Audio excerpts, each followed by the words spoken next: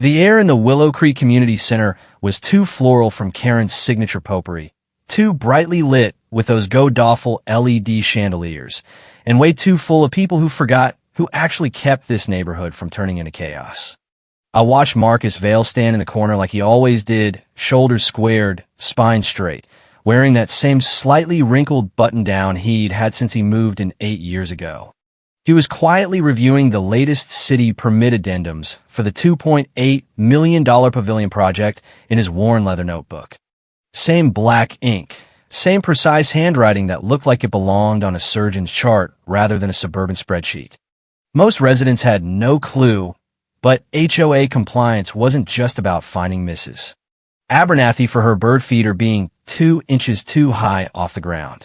It was a damn minefield of covenants, variances, state filings, and delegated authority that could make or break million-dollar community projects. And guess who was the only one who truly understood it? Marcus. He didn't do drama. He didn't post passive-aggressive rants on the neighborhood Facebook group about someone's flagpole being non-compliant. He just verified, documented, and kept the fragile link to city approvals alive. Pause just a second. If you're here listening and haven't hit subscribe yet, 97% of you forget. It really helps these stories reach the people who've lived the nightmare. So smash that like button and subscribe. It keeps the HOA horror flowing. Now back to it. Most people thought the pavilion project was just another shiny community center upgrade. New roof, solar panels, ADA ramps, the works. But behind the scenes, it was a regulatory death trap. You didn't just show up to the City Planning Commission with a PowerPoint. You submitted names. You waited for background check confirmations that sometimes took months. You followed delegation protocols so brittle that one wrong signature on a PDF could tank the entire grant. And who bridged that gap every single time? Marcus Vail. He wasn't flashy. No monogram golf shirts, no Apple Watch, no LinkedIn humble brags about building community synergy. But every contract that sailed through audit had his invisible fingerprint. Every variance request that came back approved without edits. Every city compliance question answered before it was even asked. Marcus again. In a neighborhood full of self-appointed lawn police and Facebook warriors, Marcus was the endangered species. The guy who did the boring stuff because someone had to. And he did it perfectly. People called it the paperwork. Background checks on contractors, pre-approval filings, credential listings, system access logs. But let me tell you something. We're dealing with a $2.8 million city grant that funds half the neighborhood's future. The paperwork is the battlefield. And Marcus was the only boots on the ground. He never said it out loud, but I think he knew they'd forget him eventually.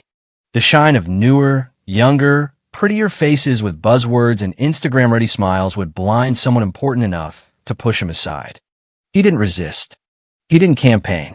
He just showed up every morning at 7:42 sharp, logged into the city compliance portal before most of us had poured our second cup of coffee, and kept our fragile access to the biggest pot of money this HOA had ever touched alive. That's what makes what happened next feel less like a betrayal and more like someone replacing the foundation of your house with cardboard and calling it a renovation. Because Marcus wasn't just another board volunteer in khakis. He was the lock. And none of them, not Karen Langley, not her new favorite Lacey, not the rest of the board, had any idea he was also the only key. They called it the spring mixer, which already made my eye twitch. String lights, charcuterie boards that cost more than my monthly dues, half the board wearing blazers they'd never dare wrinkle by actually doing real work. It was supposed to unify the community before the big city kickoff. But let's be honest, it was a peacocking parade curated by Karen, blessed by the treasurer, and run like a bad TED Talk on elevating neighborhood aesthetics. Karen had been president for all of 4 months. She came from some gated community across town that got bought out and talked like every word cost her reputation. The type who called herself a visionary leader but wouldn't know a covenant restriction if it bit her on her perfectly Botoxed forehead. She loved words like optics, synergy, and curb appeal. God, especially curb appeal. Marcus didn't belong there. He came straight from mowing his own lawn in the same khakis with that faint white scuff from years of his desk chair rubbing the same spot. Same brown shoes he'd worn through the last 3 audits. He wasn't rude or awkward. He just wasn't performing for anyone, which of course made him public enemy number 1. I was across the room near the snack table that cost more than my first mortgage payment when it happened. Karen brushed past me, all swagger and synthetic perfume, and made a beeline toward Marcus, who was sipping club soda and reading a printout, probably the latest update to the contractor access logs. He didn't even see it coming. "Marcus, darling," she said with that smile that belonged in a deposition, "that outfit violates our new image policy. City officials will be here next week. We need to project excellence." There was a pause. Not long, just enough for me to feel my stomach drop. Marcus looked up, confused, then quietly glanced down at his shirt like maybe he'd missed a mustard stain.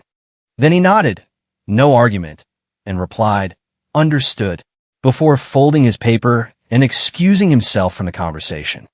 I wanted to dump my drink in her face. Instead, I watched the Queen of Willow Creek slap another board member on the back and wink like she'd just scored a point in a game Marcus didn't even know he was playing.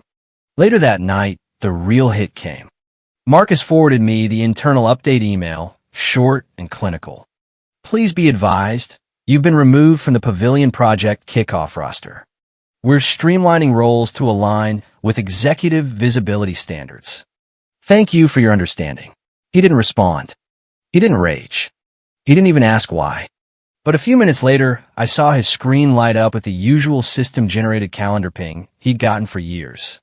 Subject: Reminder. You're listed as primary compliance liaison for the Willow Creek Pavilion Project. Effective authorization validated. Tier 3 status. That was the moment I knew he wasn't going to fight this the way they expected. He bookmarked the email, closed the tab, shut his laptop, didn't say a word, not even to me, but the calm in his face wasn't resignation. It was patience. By Thursday morning, Marcus was a ghost. Not gone exactly, just missing from every place he was supposed to be. His HOA keycard still worked at the community gate, but the project drive on the city portal now read-only. Even the auto-forward filters he'd built for compliance updates were disabled. Like someone had quietly unplugged his seat at the table and left the chair spinning. He didn't say anything at first, just did what Marcus always did, verified. He pulled up the city compliance registry, the project access logs, the internal resource assignments. His name, once the only one listed under compliance liaison, had been replaced with a hyphenated placeholder, TBD, board review pending. A damn acronym had more presence than the man who wrote the original protocol. I found him that morning, standing by the printer holding the roster sheet with his name missing. No emotion, just staring at it like a mechanic looking at a cracked foundation. "You good?" I asked. He nodded once. But that afternoon, I saw the email he forwarded to himself. Board's official response. Subject line, Access Clarification, Pavilion Project. It read, "Hi Marcus, per recent direction from President Karen Langley, we're refreshing the public-facing project roles.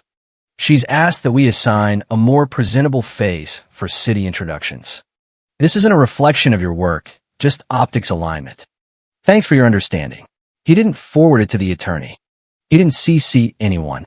He just highlighted one line, "more presentable face," and left a sticky note on his monitor that simply said, "Noted." Then he did what made Marcus dangerous. He got quiet. I watched from my driveway as he opened the city compliance portal on his laptop, right there in his car. He moved slow, not hesitant, just precise, the kind of deliberate, controlled movement that said, "I'm not reacting, I'm remembering." He scrolled to the vendor interface for the Pavilion Project, entered his credentials, still valid, still tied to his Tier 3 status, and navigated to the Access Delegation tab. Now, this is the part no one outside compliance ever reads.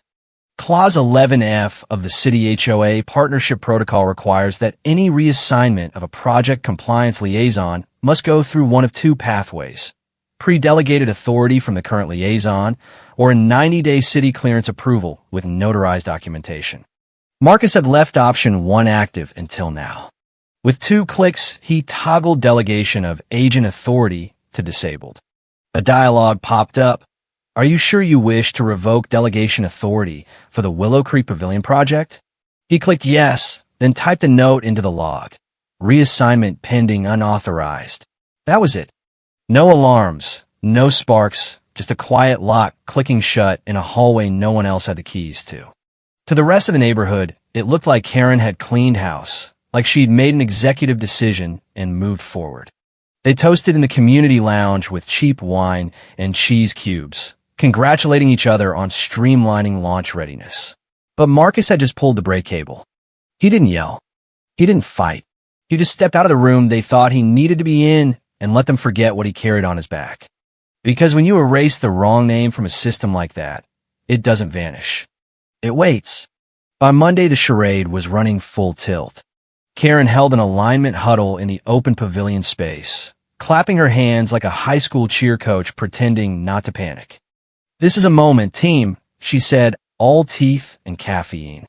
We're redefining the face of compliance. I want confidence, clarity, and clean shoes at kickoff. Then came Lacey. To her credit, she looked the part. Clean white blazer, straight-cut pants, hair in a neat bun. She was young, bright, polished, MBA type with a minor in community relations and a major in looking unbothered. Karen introduced her like she'd just landed a moon rover. Lacey will be standing in as our interim compliance liaison for the Pavilion project. She beamed like the word interim didn't carry the weight of a freight train. I caught Marcus watching from behind the frosted glass of the far window. He didn't flinch, didn't make a sound, just stared through the wall like he was watching them build a house with dynamite and prayer. I don't think anyone noticed when he quietly packed away his compliance binder, 3 inches thick, tabs colored by protocol stage, and slid it into his drawer. He didn't sigh. He didn't pace. He just turned off his monitor and sat there, hands folded like a monk watching his temple be repurposed into a smoothie bar. Lacey took to it like any overpromoted junior in over her head. Smiles, group chat messages, bullet points with no bullets behind them. She copied Marcus's old documentation and gave it a pastel redesign. The board even drafted a new slide deck with her name bolded beneath the words City Liaison, Willow Creek Pavilion Project. They passed it around like gospel, completely unaware that it meant nothing. It was theater, a stage made of buzzwords and plausible deniability. What nobody had done, not Karen, not Lacey, not even the attorney, was check the registry. Because city regulations don't recognize interim, there was no refresh. There was only one name listed under the Pavilion Project compliance framework. One ID, one clearance certificate, and it still belonged to Marcus. And here's the thing no one likes to admit in HOA land. Sometimes the danger isn't what's said, it's what isn't undone. Marcus hadn't removed himself. He hadn't resigned. He hadn't triggered a transition request. His name was still there, pinned to the project like a tripwire they couldn't see, but would absolutely trigger. I think it hit him then. Not the insult, not the replacement, but the utter indifference. The idea that they thought they could wallpaper over his work with pastel slides and faux titles, that they assumed his silence meant permission. He didn't talk to anyone that day, didn't answer messages, just logged out slowly at 5:02, coat slung over his shoulder like a man walking out of a burning building while everyone else roasted marshmallows inside. They thought they had control, but control isn't noise. It's leverage. And Marcus had built an entire unpaid career from the quiet kind.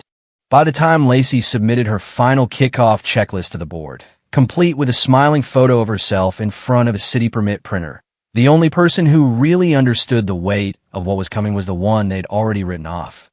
And he wasn't going to warn them. Not anymore. The calendar ping came in at 6:17 a.m.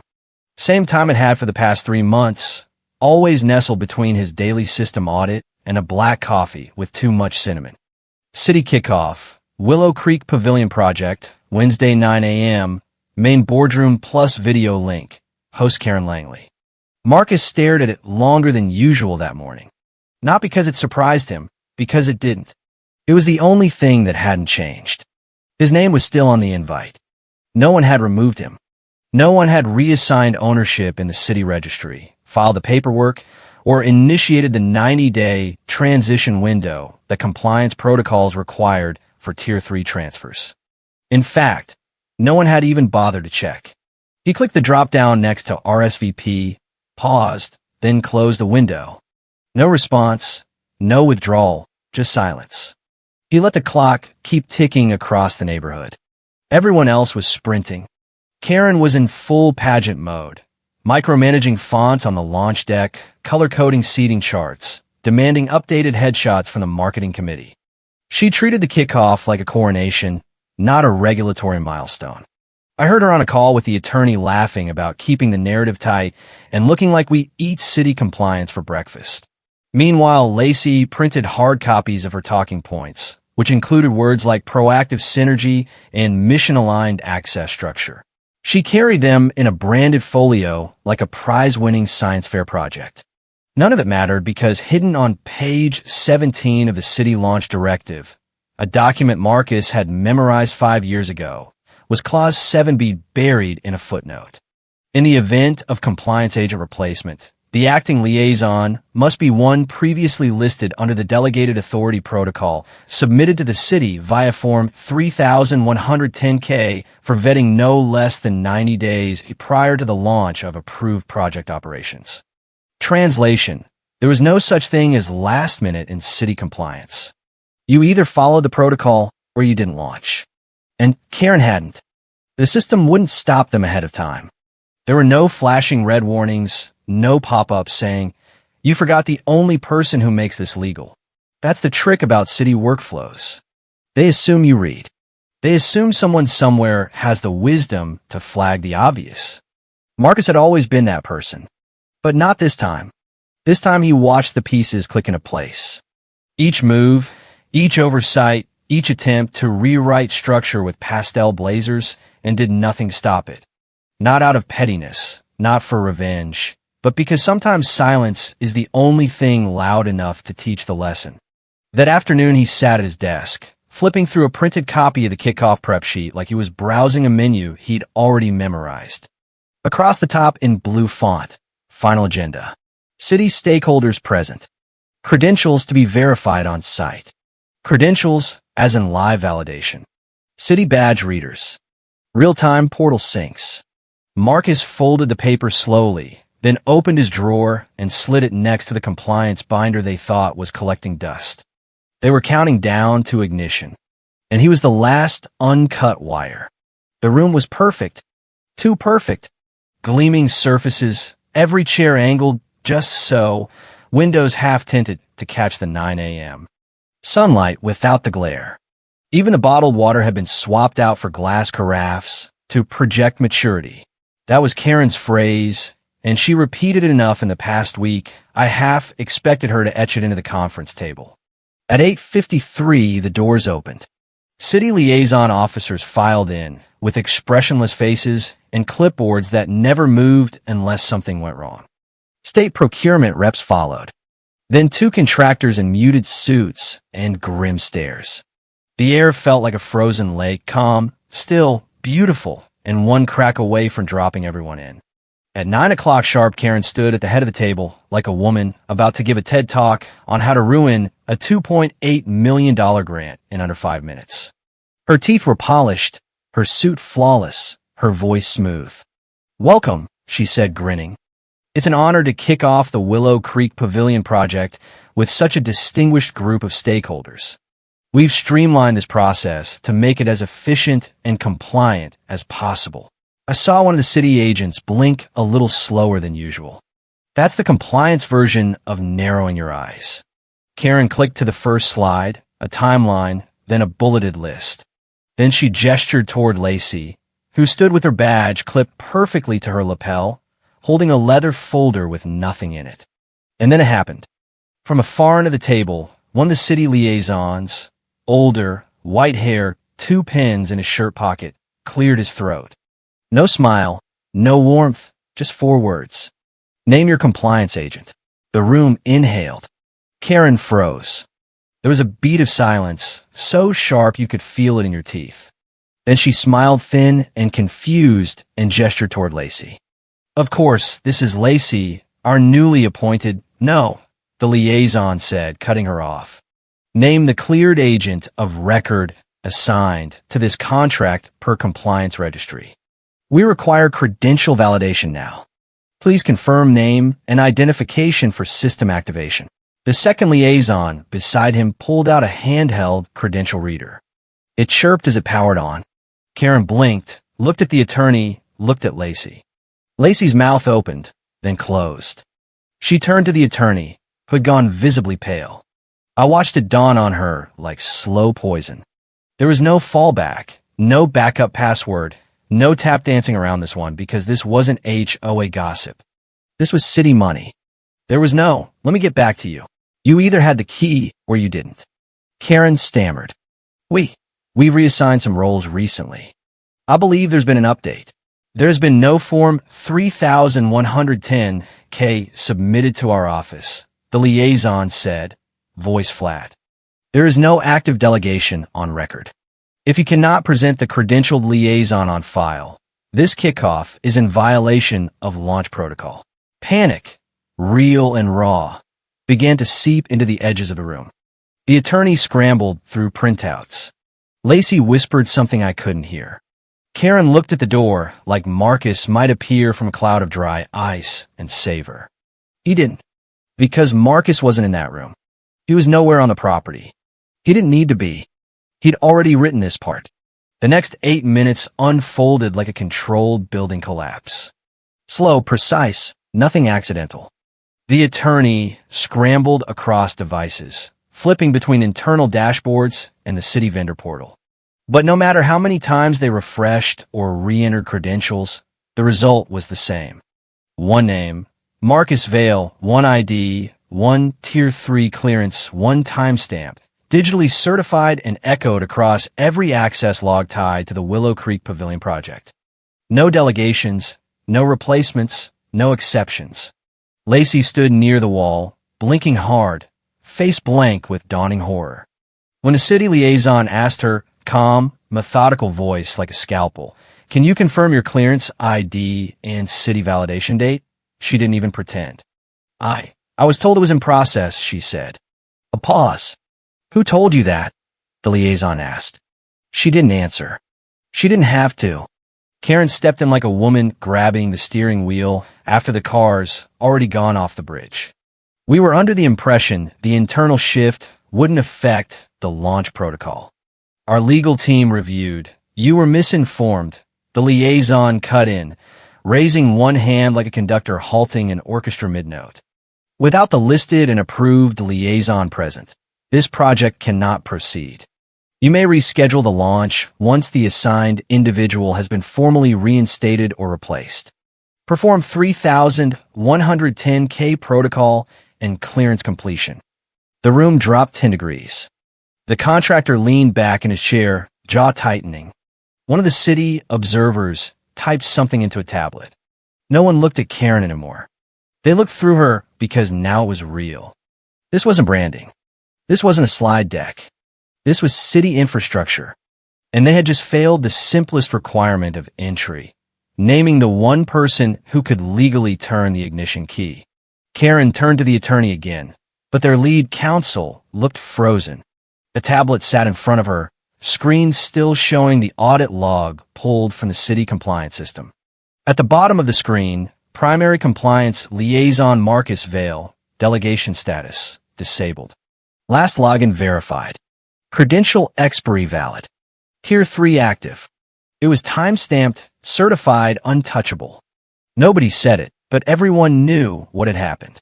They tried to polish a compliance protocol into a marketing brochure.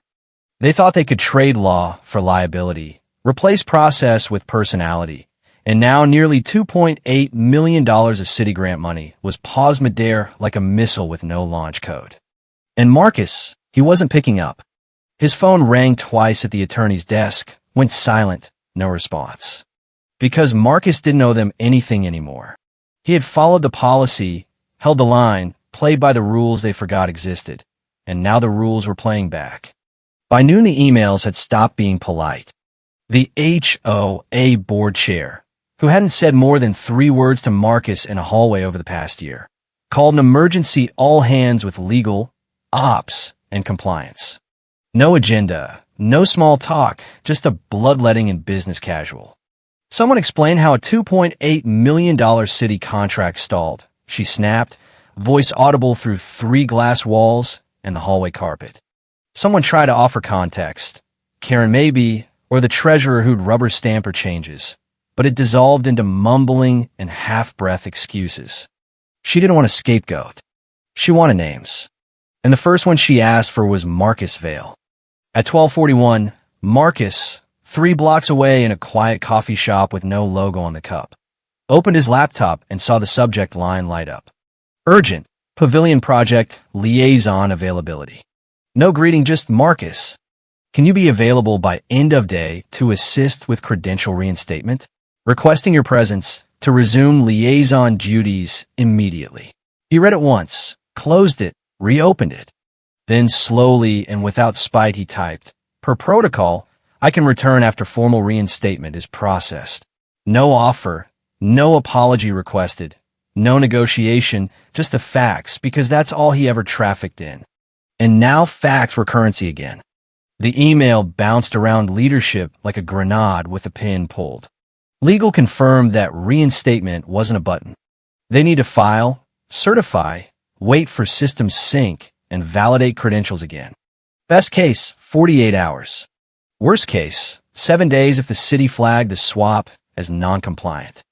It was like watching an entire board try to reassemble a plane in midair with IKEA instructions and a hangover.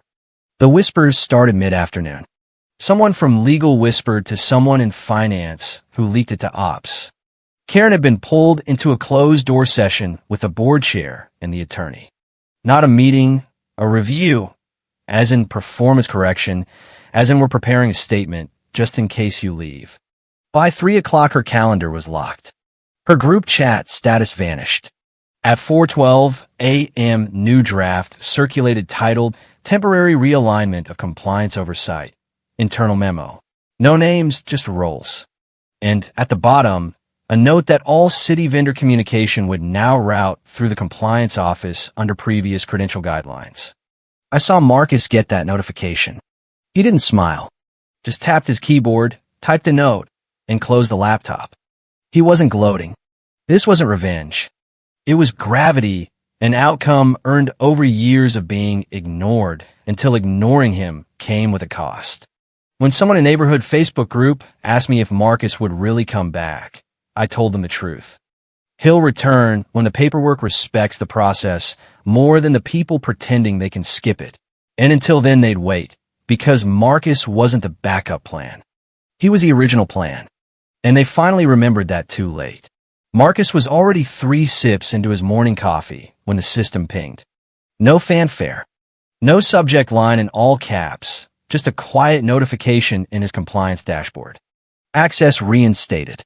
Role primary compliance liaison. Willow Creek Pavilion Project. Status. Active. He didn't lean back in triumph. Didn't fist pump. Just exhaled through his nose, clicked the link, and entered his credentials. 3 layers of 2-factor, 1 retinal scan, 1 final password. His original, unchanged. And just like that, the door they'd locked themselves out of opened. He clicked into the validation portal. The city badge reader synced immediately on the dashboard. Green lights across the board. Tier 3 credentials confirmed. System access enabled. Timestamp logged. Certificate refreshed. Every check mark clicked itself into place like it had just been waiting for him to return. The kickoff resumed at 11 o'clock. City agents logged in again. No small talk this time, just curt nods and muted cameras. The second liaison read from the top of the protocol sheet, saw Marcus's name, and didn't even flinch. Credential match confirmed. Proceed with system activation. The meeting that had imploded less than 48 hours earlier now ran smoothly, flawlessly even, because the one piece they tried to remove had quietly slotted back into place without theatrics or ego. Across the neighborhood, the board issued a brief email. Karen Langley will be transitioning out of her role effective immediately. No explanation, no signature, just white space and distance. Lacey reassigned to special projects, title intact, responsibilities gutted. She sent out a chirpy group chat post thanking everyone for an amazing growth experience and was never looped into compliance threads again. And Marcus, he never went back to the glass office. He stayed in his original corner, desk facing the wall, notebook open, pen uncapped. When a board chair asked if he wanted a formal recognition added to his file, he declined. "I don't need credit," he said. "I just need people to read the damn protocol." He wasn't angry anymore. He wasn't bitter, just steady like always. The same man who spent 14 years protecting the neighborhood from disasters they didn't even know were possible. The same man they thought could be swapped out with a newer suit and a cleaner haircut. He didn't punish them. He didn't sabotage a thing. He simply let policy do what policy always does. Wait quietly until someone forgets why it exists. That afternoon, he closed his laptop, refilled his coffee, and leaned back in his chair as the soft hum of systems syncing filled the air. Final line, they thought I was decoration. Turns out I was the lock, and they threw out the only key.